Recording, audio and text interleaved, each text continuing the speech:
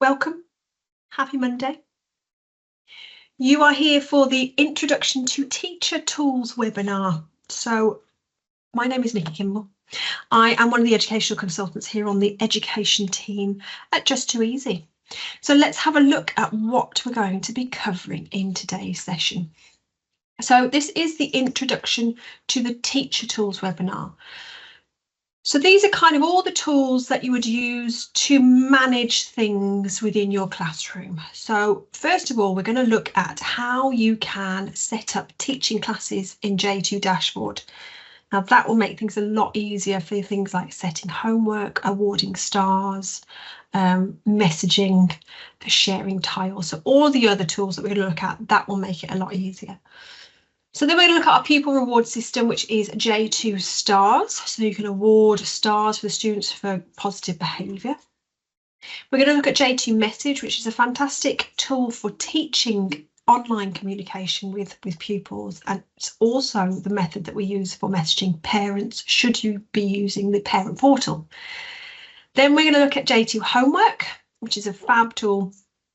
I personally think we should rename it J2 assignment, because I don't think you should just use it for homework. I think it's a great way of stipulating what you want children to do in school as well as at home. And I'm going to show you how to create tiles to share with pupils. And also we're going to look at how we can import PDFs into J2 PDF to make them fully interactive. So it is a 60-minute session, so I'm hoping I'm going to be done by 4:30. Questions can be asked via the chat now. Luckily, my chat is working this week. It wasn't working last week. We've checked, so people are able to message. So if you have any questions throughout the session, I have got it open on my second screen, which is why I keep glancing across. Please feel free to pop them into the chat and I will try and get round to answering them. Alternatively, as always, I'm going to do a Q&A session at the end. So if you've got anything that you want to ask me at the end of the session, you're more than welcome. Right, let's make a start, shall we? So teaching classes. I think the vast majority of you are joining me from Northern Ireland, by the looks of things. And it may well be that some of you are joining us from Scotland as well. Now, both of those are what we call managed services. So that means we gather the data to create the classes from either Glow, if you're in Scotland, or C2K, my school, if you're in Northern Ireland. Now that's brilliant because it means that you don't need to do any sort of the onboarding, you don't need to create accounts, you don't need to set up the classes, and all the data transfers and it resets every September or every August, September.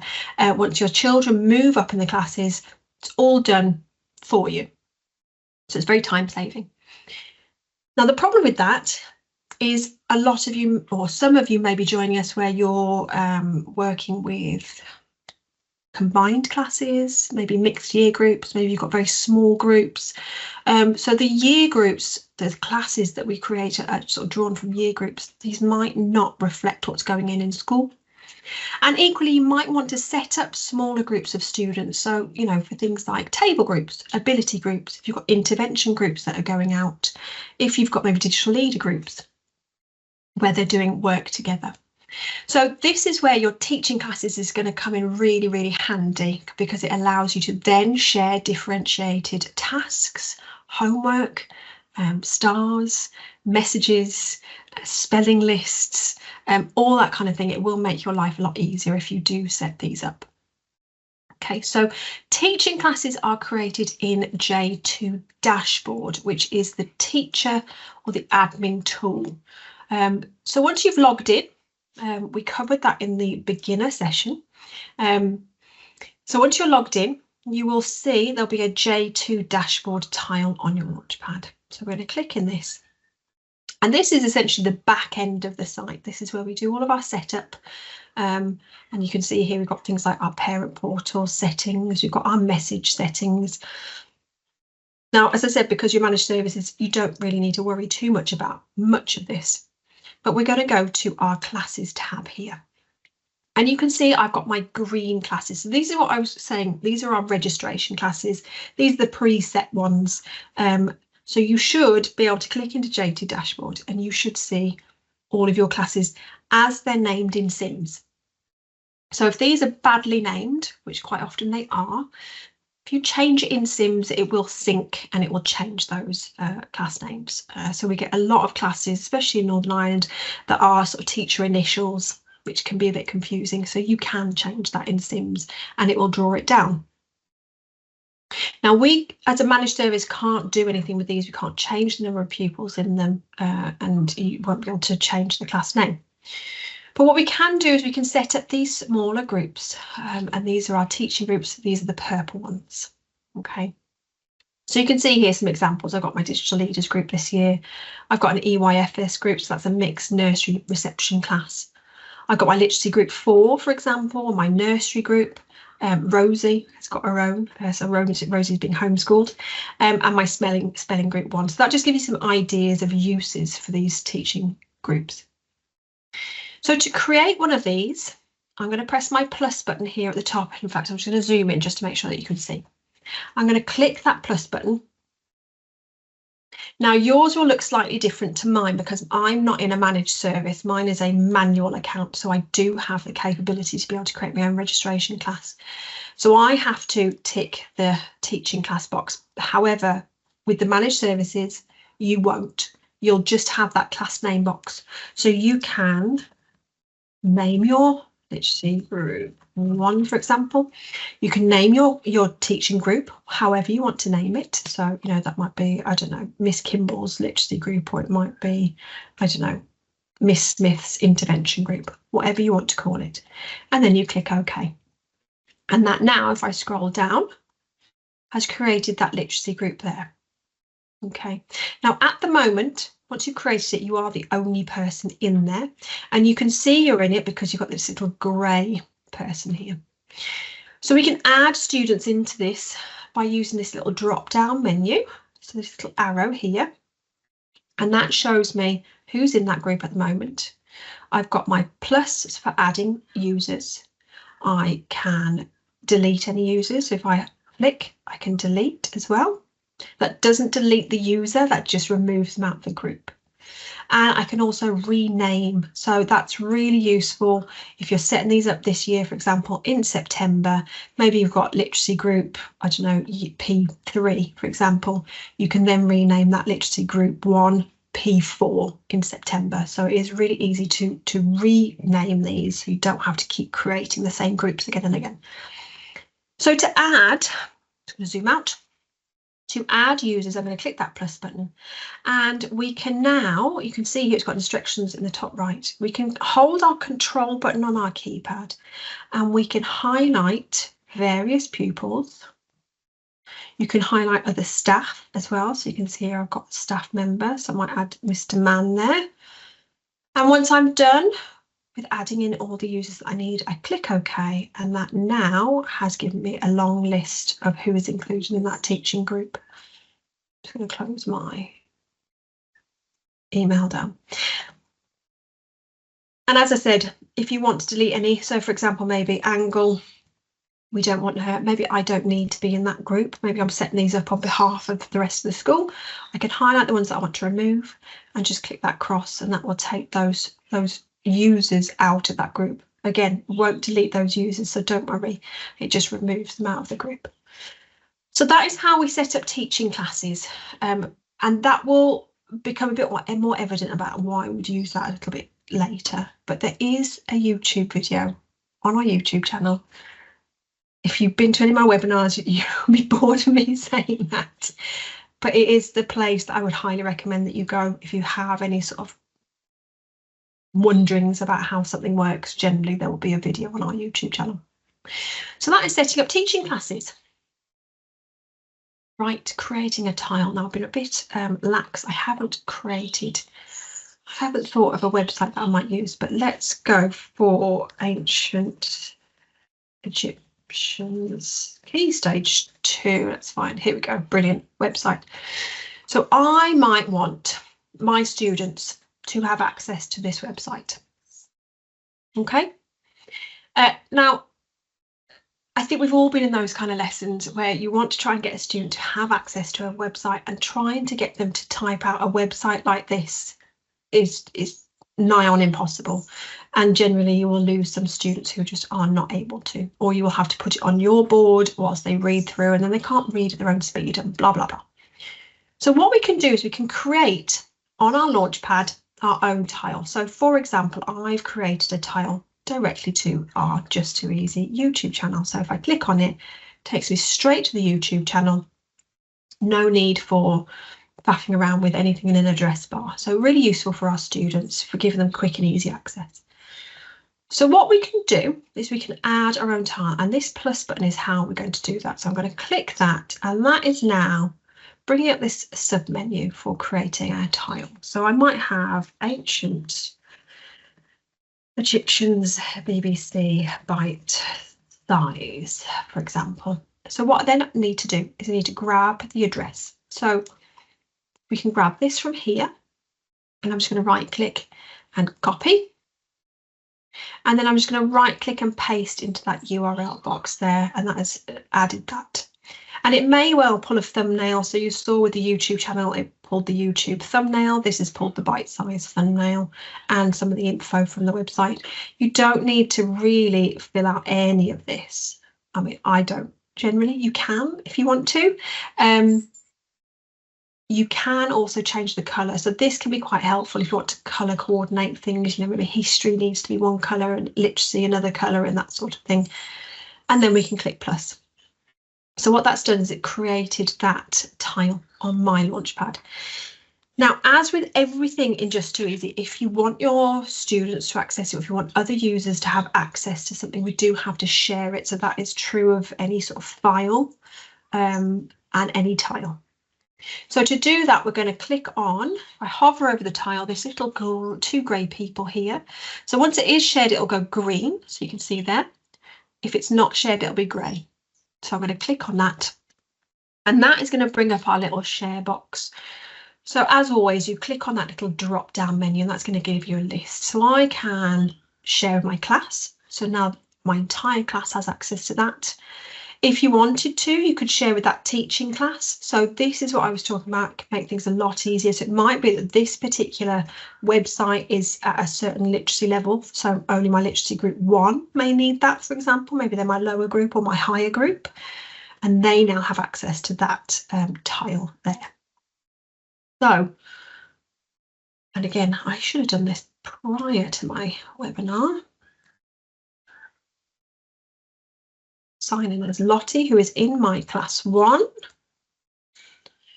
There we go. So here's Lottie's Launchpad. Here's that ancient Egyptians. She can click on that and she has direct access. So that's great. Maybe if you've got educational games that you're playing, specific websites that you're using frequently, you can have J2 Launch or Just2easy as kind of a base for all of that they can then click and access different points off of. So that is how you can create your own tiles. As I said here, note the tile has to be shared with your students for them to have access.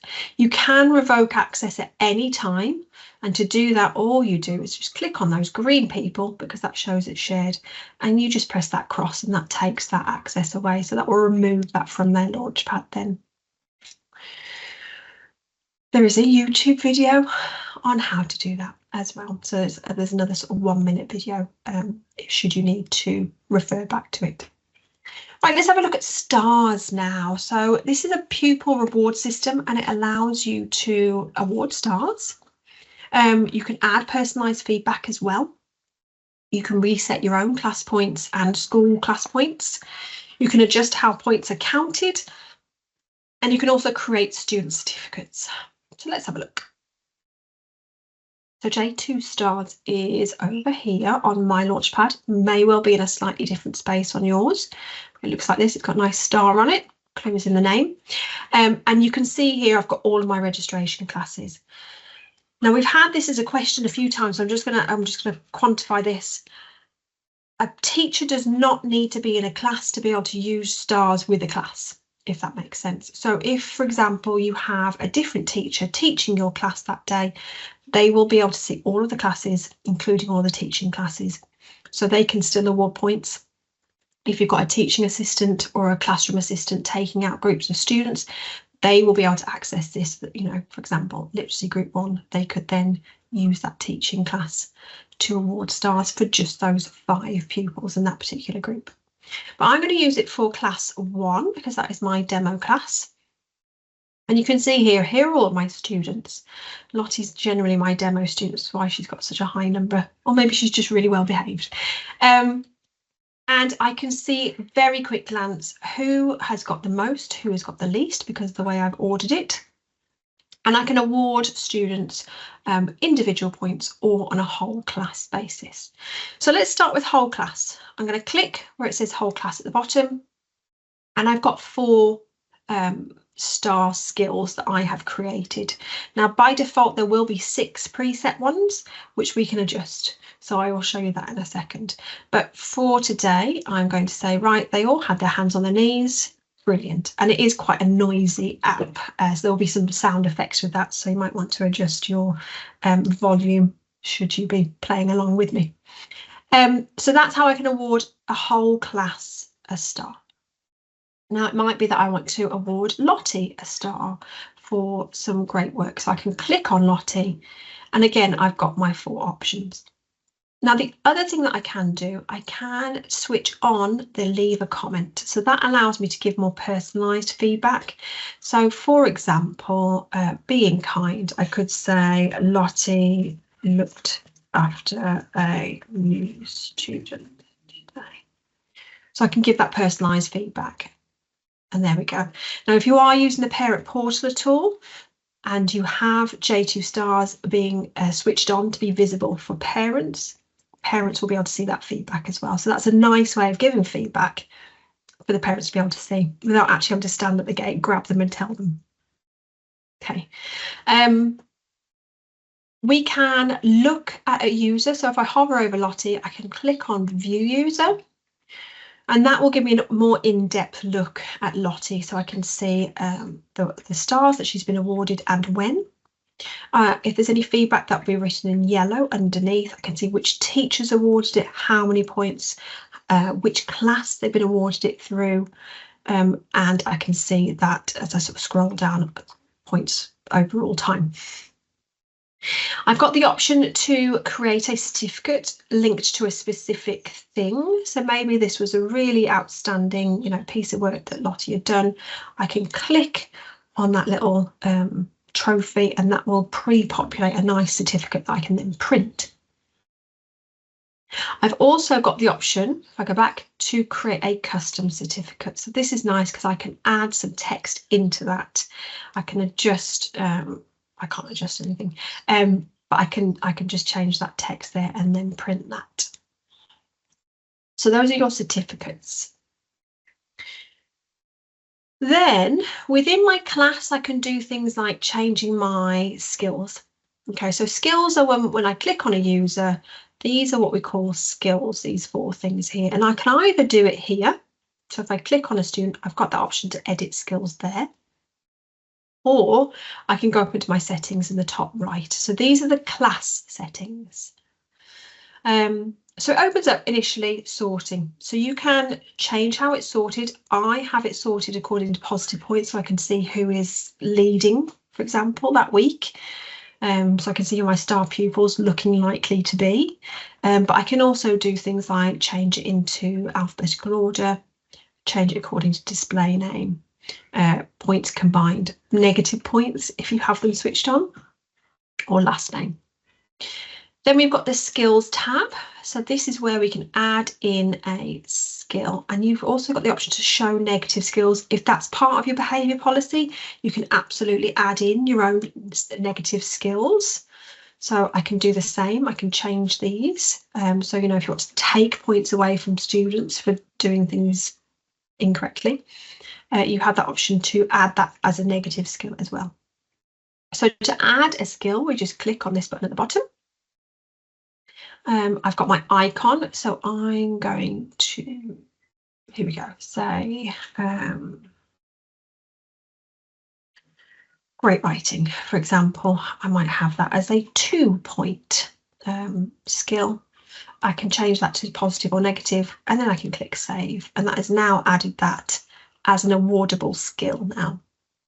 So that's how we can add these skills and make them really personal to you and your students. My last class was an SEND class in an SEND school, and we had a lot of behaviour. So my skills would have been very different to a mainstream skill. It would have been things like not running down. Well, actually, that's probably a mainstream thing. I don't know, not climbing on the table or that kind of thing. And likewise, nursery skills are going to be very, very different to your P7 skills, aren't they? So this is a great way of tailoring them, making them specific to your students. And then we've got our points. So this is where we can adjust the points. So I might want to just see my points in a weekly view. So that now just shows how many points my students have got that week. You can have it as daily instead. So if you want it to reset every day, that's a great way of, then choosing a star of the day or whatever you want, or monthly. So you can adjust how those points are viewed. You also have the option to reset class points. So that will completely reset just the class points. So generally that's a good thing to do maybe at the beginning of term, maybe every September. It's entirely up to you. You don't have to, they will just accumulate, but that is how you would then reset those class points. There's a couple of other things that we can do in J2 stars that aren't really related to behaviour necessarily. We have at the bottom our timer. Who doesn't need a timer in class? So you've got your countdown. So great if you set them off on a task and you want them back and knowing how long that they've got, so you can adjust that. I used to use that all the time in class. And you've also got a stopwatch. So if you want to see how long something takes them, you have that as a tool as well. And then lastly, you've got your randomizer. So it's just a digital lollipops in a jar on your teacher desk. Probably showing my age a little bit there. So it's if you need just some random child, and again I'm going to show my age. If you need some random child to take the register down to the office, there's definitely not any registers, not any physical registers anymore, are there? Or if you want them to take a note, or if you need someone to do a job in class instead of picking, you can just use your randomizer. Okay, so that is there should you need it. And there we go, Pierre, off you go. I'm just going to go back a step. So I'm going to click my back to go to my class, my school view. So this has the same settings options, but this then allows us to tailor the skills for the entire school. So it may be that you want to delete these out. So to delete, you just click and delete. So you can delete all of these, and it may just be that you want house points. So you can delete them all. So let's delete this and just leave that house point button there. And you could have that as an option for, or this then sets that for the entire school. So it really depends on what you want to do and what's the goal as a whole school strategy maybe. This is also where you can switch off negative skills as a whole school. So if it's not part of your behaviour policy, just untick that and that will remove that tab. So you won't be able to award a negative point. You can allow classes to choose. So it might be that for your younger ones, you don't have negatives, but for your older ones, you do, or the opposite. And you can choose to combine negative points. So that is on a school basis. And then you've also got the points tab. Now this one's slightly different. This one will reset the points for the entire school. So please be very careful about doing that. That just resets the points. This big red button is big and red for a reason. So that is a factory reset essentially. So that will reset all the skills and all the points back to how it was when you first started using it. So I think 2, 3, 4 times before pressing that. I would highly recommend that nobody presses that unless you're an ICT lead, and even then think twice. So yeah, so that is the factory reset. So there we go. So that is J2 stars. Okay, setting homework. So as I said earlier, I think this personally should be called J2 assignment. I'm working on the MD. He's slowly coming around to my way of thinking. So this is a great way of setting out and identifying tasks for the students to complete. So there's 2 ways of creating these. You can add them from the resource library. So if you are using activities in the resource library, you can set them as homework. And that's really easily done just by clicking on the homework button. And then you can also create manually as a teacher. So let's look at setting from the library first, because that's the easiest way to do it. And then we'll look at creating a manual. Okay. So from the library, so considering it's Space Week, let's look for something to do with space. Here we go. So we've got inspirational people. They need to write about Neil Armstrong. Okay, so I found this in my library and I've got this homework button here. And I click that. That is then pre-populated a homework task. Okay, so this is what homework looks like. So I've got my title, I've got my description. Now, even though it's pulled it from the library, you can embellish that somewhat if you wanted to. You can make those instructions more specific to your class. You've also got the option to add audio instructions. So if you know that the students maybe that struggle a little bit with their reading, you can record audio instructions. You can add additional files if you needed to. So maybe you want to give them a success criteria for factual writing. You could add that in if you've got one, or, you know, I don't know, some facts about Neil Armstrong, a sort of a fact sheet to read and then write about him. So you could do that. Then you need to set for a class. So that is this big plus button here. So I'm going to set that for my class 1. You can set for multiple classes. So if you are working across multiple year groups, you can also set for individual users. So maybe I just want to set that for Harry and Jude, for example. And I can click OK, and that's listed all of those there. Now, if I've added someone by mistake, just press the cross and that will remove those. Then you've got your start date. So by default, it starts today. But if you're anything like me, used to you're planning on a Sunday, you might want your, so exactly, I might not want this homework to show until Wednesday. So I can click and so that it shows on Wednesday. I'm not going to, otherwise it won't show in my homework tab. And I can select a due date. So I might want this in by Friday, for example. And you can specify a date and then you click set homework. And this is the homework tab. So these are all the outstanding homeworks that my class need to complete. There's that inspirational people that we've just created. So this is what that homework task will look like. Okay, so we've got all the instructions. There is that link to the library resource that my students will need to click on. I can edit that. So maybe I've forgotten something, so I can click that edit. I can delete it if I wanted to. I can see the set date, due date, and I can see who set it.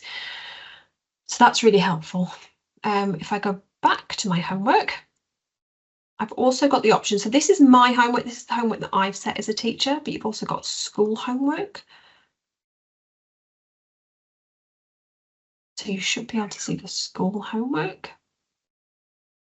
It's because nobody else has set anything. If I show expired, there we go. You can see school set soonest first. Here we go.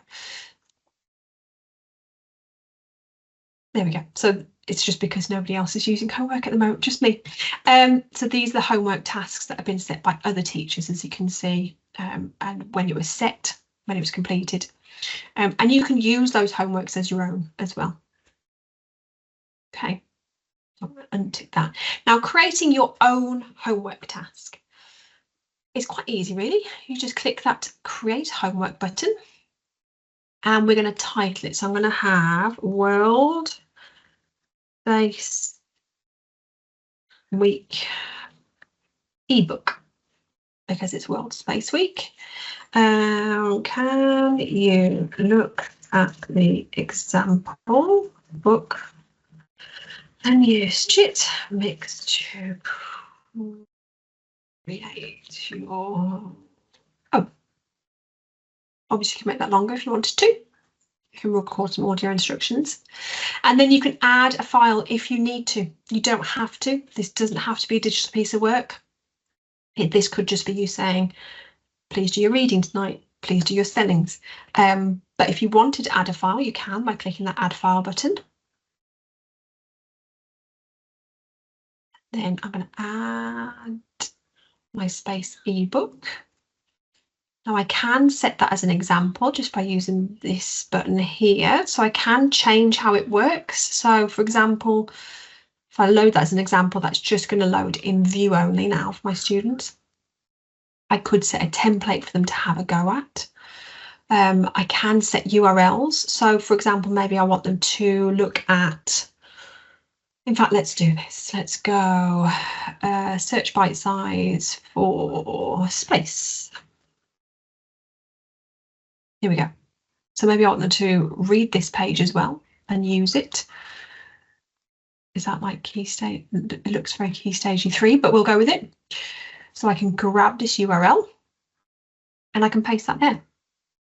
So I could say, I have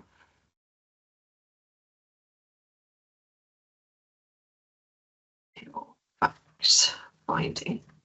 There we go. Okay. And then I assign that to a class. So I'm going to assign that to class 1. And again, you got your start date, due date. When you're happy with it, you click create homework. And that has created that as a homework now. Okay. So that is how you can set homework for your students to have a go at as a teacher.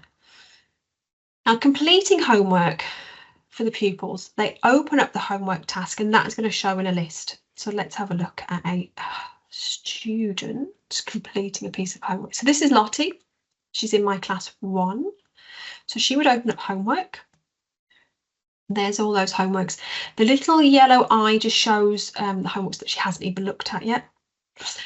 So clearly she hasn't logged in last week. But let's have a look at, well, let's go for inspirational people. So there is the writing. Here is the file. So she's going to click on that. And that's going to open up into the library file, for example. And she can click on this. So now I don't know any facts, but let's have a look at adding in. Let's see how good our Google image search. There he is. So I'm going to drag this photo in. See how good that search function is. He landed on the moon in, I'm not going to guess date, 1960 something. I don't know. And then once she's obviously padded that out a bit more, she's going to click the save button and she's going to save that. And then she goes back to her homework and she can add that as a file now. So if she clicks add file and clicks on her my files, there is that variation of that inspirational people that she's just opened, edited and saved. And now she can mark that as complete. And that has removed that out of the list now. So she needs to open the file, edit it, save it, add the file, complete. Okay. So if I go back as a teacher, if I just refresh, so you see these are all 0, 0, 0, 0 at the moment, 0 completed, 0 submitted. If I refresh that page as a teacher, if I open up homework, I've also got this little eye, so that shows me there's something that I need to look at. And you can see I've got 1 student that has submitted it. So that is how a child can submit homework, and then marking homework is the last little bit of this. Okay, so I can see that I've got 1 piece of homework that needs to be marked, and that is showing now in my submitted. So we've got 3 tabs here on the bottom. Completed, so those are pieces of homework that I have marked and are marked to the right standard and are okay. Submitted, so those are students that have checked it as complete, but I haven't marked it. And then the not submitted is also known as your nagging file. So these are the children that haven't completed any homework yet. So let's have a look. So we've only got Lottie at the moment. I can go to view. There's that file. Now there's multiple files. Those will show in a list, but I can click on that file so I can have a look at it. She's done okay, but maybe she needs to do a bit more. Okay, so you could, if you wanted to, say not yet complete, and that will send that back to that student. If you're happy with it, you just click the complete button, and that has now removed that out of that kind of to mark list and is now in my completed list. Okay, So it's quite useful for that workflow side of things. So being able to see what you've got to mark, see what you've marked already, and see the children that haven't submitted at all yet. So that is how we can set a homework, complete a homework, and mark a homework. Okay. Right, J2 message. So this tool is a great way of teaching how to communicate effectively online for your students. Now, certainly when I was teaching my students, it was all about what not to do online. There was never any way of showing them in a safe way how to communicate. And I know certainly in Northern Ireland, that is a big part of your 5 E's is the exchange. So this would definitely help with this aspect of the curriculum, showing them safe ways to collaborate and communicate effectively online. So let's have a look, shall we? Just got to find it first. There we go. There's J2 message. So by default, J2 message always opens up in your littlest class. So it's generally going to open up in your P1 class or just your smallest class. Okay, just because that will be the class that is listed first in that list. So this is how we communicate with pupils. Now, obviously with my class 1, if that was my P1 class, probably wouldn't be using it. You might want to use this more with your Key Stage 2 classes. You'll also see, if you are using the parent portal, that's where you will find that sub discussion board for messaging all parents and carers. So the messaging works in exactly the same way. They're just different discussion boards, basically. So if you're not using the parent portal, don't worry. So I'm going to stick with class 1 because it's my default class. Demo class, that's the word I was looking for. Dear me. If I scroll down, you can also see I've got all of my teaching groups here. So there is literacy group 1 I just set up earlier. There's my digital leaders groups. Individuals you can message. So this button here, it's not overly obvious sometimes. We do get that asked as a question. If I want to message an individual, maybe it's another teacher. So for example, I can find Mary. So Mary's another teacher, and I can message creepy. I can message Mary directly, and that will stay within the Just2easy system. And I can also message students individually. Now, what I will say with message, and it is really important that you let your stakeholders know. So if you're using this as a teacher tool, then you need to let parent pupils know, but also your teachers. If you're using it as a parent tool, you also need to let them know that we do have a message log. Now that is within, I'm just going to show you whilst I'm thinking about it. That's within J2 dashboard. I scroll down to the bottom. Here is our message log. Now I'm not going to click that because that is going to be quite a substantial Excel file, but that will log every single message sent across school by every user, including parents, pupils and teachers. Even deleted messages will be logged in there. So it is really important if you are going to be using this as a tool that, as I said, all stakeholders are aware that that is something that is in place. So that's your safety net for things like disclosures, if you get them, inappropriate language, behaviours, that kind of thing where you need to evidence it. That is where you would find all of that. Okay, so this is a completely e-safe. It's a walled garden environment, and you can tailor how the message board works. So with that in mind, I'm going to show you through class 1 the different settings that we have. So up here in the top right, we've got our notifications. So we can switch that off or on. So notifications will just come up in the middle of your screen.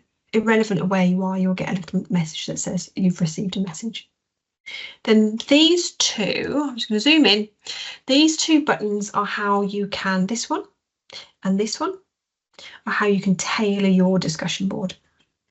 So it might be that you just want to send one-way messages. So you want this as like a notice board for your students.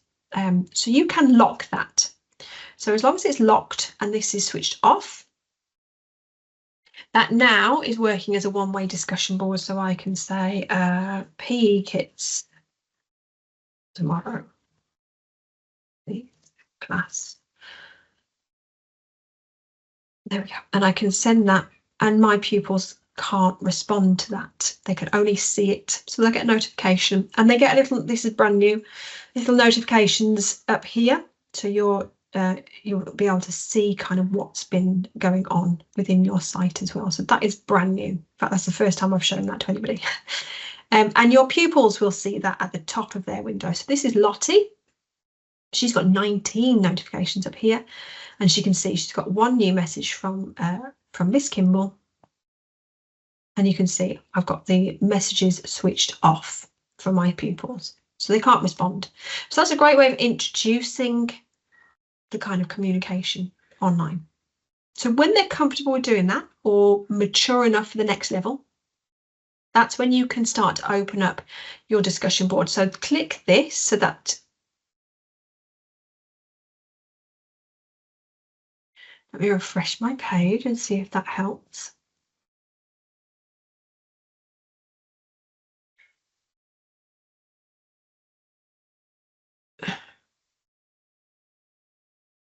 Right, that shouldn't be happening. So what we're going to do is we're going to close our message.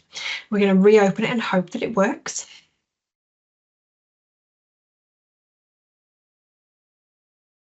So that's not working, and it should. Let me see if it works in a different discussion board. Class 2. Helpful. That works in class 1. Doesn't work in class 1. Okay. So we're in class 2. Lottie's not in class 2.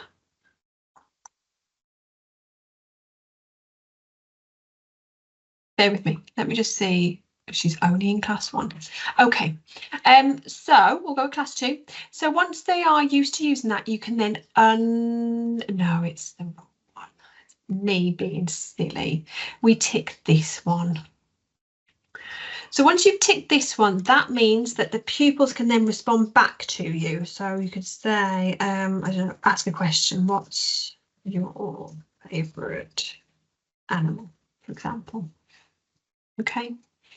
So now once Lottie responds to that, so let's open up Lottie again. Here's her class 1. There's that response. She can reply to that. So she can click the reply.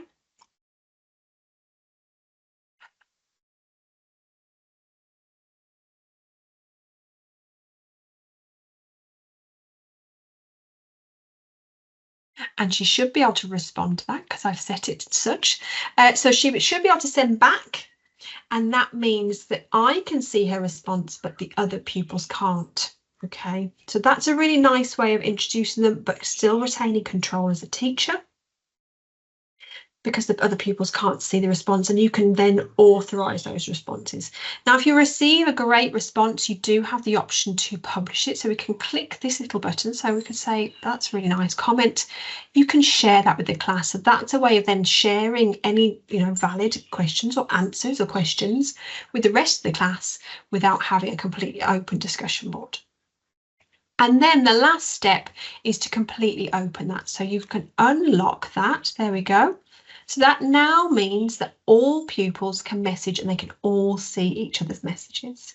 So it's a nice kind of stepping stone effect, starting off with those completely closed message boards, moving to these semi-closed message boards where the pupils can't see each other's messages, to then working up to that completely open. And these will work instantaneously, apart from when it's not working, like when I'm doing a live demo. So you could open this up whilst you're doing this as a teaching topic and then close it down at the end of the lesson so that whilst you're not sort of supervising them, they're not then sending messages in that discussion board. Now, J2 message, don't worry, pupils cannot message other pupils. They can message within a class discussion board as long as it's allowed by a teacher.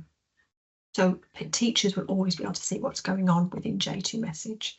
And there's no way of them setting up their own teaching group or anything like that. So you do have that security net already set there, ready for you. Okay. A few other things, you can add attachments as a teacher, so that's great if you're sharing content, maybe sharing photos or pieces of work. There's speech to text functionality built in there. There's also now recording audio function as well. So if you have got younger students or maybe students that really struggle with a written language, you can record audio messages instead. And that is where you'd message the parents through the parent portal. Right, we're up to our last little bit now. So J2 PDF. So this is a great way of making editable PDFs. So PDFs generally are those, or certainly what I used to print off or photocopy first thing in the morning and giving each child their own copy for them to start having it. So it's your worksheets, okay? This is the digital version of that. So it makes any PDF worksheets fully editable. You can add those into your My Files and then add it into J2 PDF, or you can add them straight into PDF. And you can add additional support mechanisms if needed. So things like text-to-speech, word lists, recorded audio, additional supporting scaffolding, number squares, that kind of thing. So let's have a look, shall we? So I can add a PDF into my My Files. Now I can't. Okay. So for example, this is a PDF that I made the other day. It's probably not appropriate for this particular activity, but I've just dragged that into that Dropbox in my Files, and that has then opened that up. That's actually an interactive one because it's got hyperlinks in it. But imagine I can't really do anything other than click on those links. I can't add any text. I can't add any audio into that. It's just a static document. I can add content into PDFs once I open J2 PDF. So that's added that into my file. So then you can open up J2 PDF. Now the other alternative is you can drop that PDF directly onto this Dropbox and that will open up straight in PDF. Okay.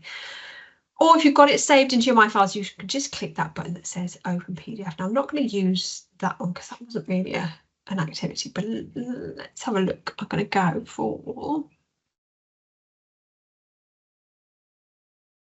Dictionary Word Hunt. I'm going to open that one.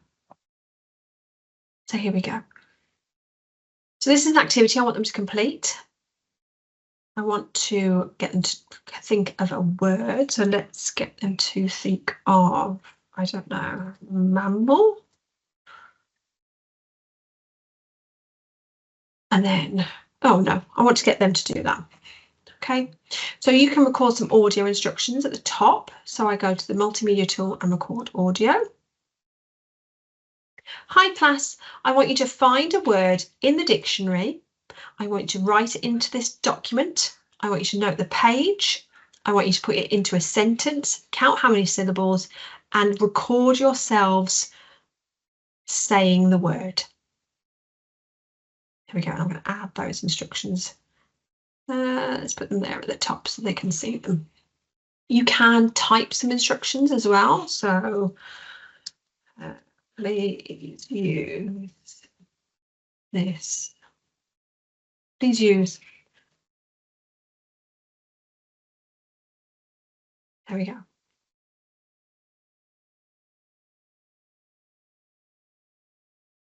There we go. And I can lock that to the page so that they can't move it. So I lock that then stays stationary. And then when I'm done with that, I click save. So obviously you can add as much as you want.